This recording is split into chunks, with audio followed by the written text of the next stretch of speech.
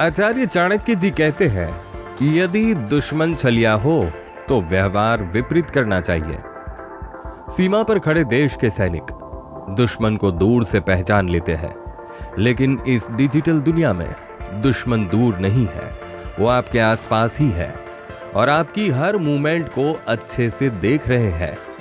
क्या इस बात पर आपने कभी गौर किया है?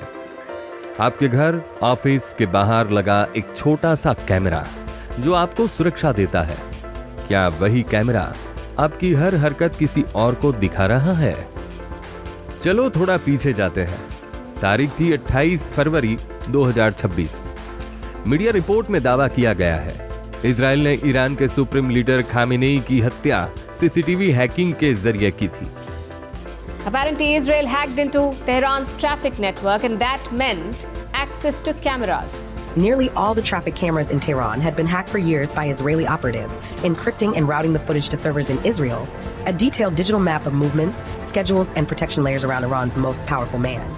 Israeli operatives spent years hacking into Tehran's vast network of traffic cameras. ये खबर सामने आने के बाद और देश की सुरक्षा को और स्ट्रॉन्ग करने के लिए भारत सरकार ने सख्त कदम उठाए हैं। आज का हमारा ये विश्लेषण ना ईरान पर है, ना ही पाकिस्तान पर, बल्कि आज की ये रिपोर्ट है ड्रैगन पर, यानी चाइना पर। पिछले 10 साल में सीसीटीवी का बाजार 10% तक बढ़ गया है। इसमें सबसे बड़ी हिस्सेदारी चीन की है, जिसको देखकर भारत सरकार ने 1 अप्रैल से एक बड़ा फैसला लिया है और चीनी सीसीटीवी कैमरों की बिक्री पर रोक लगा दी है। शक है कि चाइनीज सीसीटीवी जासूसी भी कर सकते हैं, इसीलिए सरकार ने चाइनीज सीसीटीवी की बिक्री पर प्रतिबंध लगा दिया है।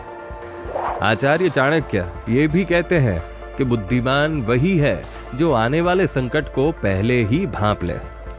अब सवाल ये है कि क्या ये सिर्फ व्यापार है या सुरक्षा का मामला? भारत सरकार ने फैसला किया है कि अब इंटरनेट से जुड़े सीसीटीवी कैमरे बिना सुरक्षा जांच के भारत में नहीं बिकेंगे। भारत की चीन पर CCTV strike, Hikvision, TP link, Dahua technology, इन कंपनियों के कैमरे अब भारत में आसानी से नहीं बिक पाएंगे। Why India took this step? Bharat का कहना है यह फैसला सुरक्षा के लिए है। सीसीटीवी कैमरे इंटरनेट से जुड़े होते हैं, डेटा बाहर भेजा जा सकता है और जासूसी का खतरा हो सकता है, यानी आपका कैमरा ही आपके खिलाफ इस्तेमाल हो सकता है। इस फैसले पर चीन भड़क गया है। ग्लोबल टाइम्स चीनी मीडिया का कहना है, भारत बहाने से चीनी कंपनियों को बाहर कर रहा है। जांग शियारोंग उनके मुताबिक ये फैसला फेयर ट्रेड के खिलाफ है और इससे भारत की अर्थव्यवस्था को नुकसान हो सकता है। फाइनल इंपैक्ट, भारत को फायदा क्या? सुरक्षा मजबूत, डेटा देश में रहेगा, इंडियन कंपनियों को मौका मिलेगा। लेकिन चीन का कहना है इससे टेक्नोलॉजी ग्रोथ धीमी पड़ सकती है।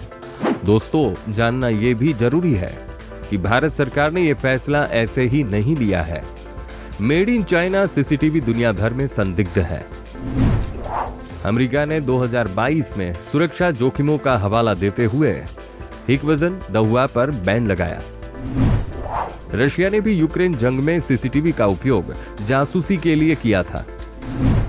ब्रिटेन में भी सरकारी जगहों पर चीनी सीसीटीवी प्रतिबंधित किया हुआ है।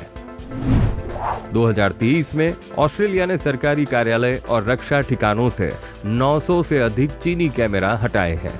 अब जानना यह भी जरूरी है कि अगर आपके घर या ऑफिस में पहले से सीसीटीवी कैमरे लगे हुए हैं तो वो बंद नहीं होगा, लेकिन डेटा हैक का इश्यू रह भी सकता है। सरकार के इस कदम से चीन ऐसे बिलबिला उठा है जैसे बिच्छू की पूंछ पर किसी ने पैर रख दिया हो। दोस्तों, आज की दुनिया में युद्ध सिर्फ सीमाओं तक सीमित नहीं रहे। कभी ये आपके फोन में, कभी आपके डेटा में और कभी आपके घर के बाहर लगे उस छोटे से कैमरे में भी हो सकता है। जहां आप खुद को सुरक्षित समझते हैं, वहीं से कोई आपको देख भी सकता है। इसलिए कहा जाता है कि आज का सबसे खतरनाक हथियार बंदूक नहीं, बल्कि आपकी जानकारी है। सवाल ये नहीं है कि कैमरा किसका है, सवाल ये है कंट्रोल किसके पास है। और आप कितने सावधान हैं।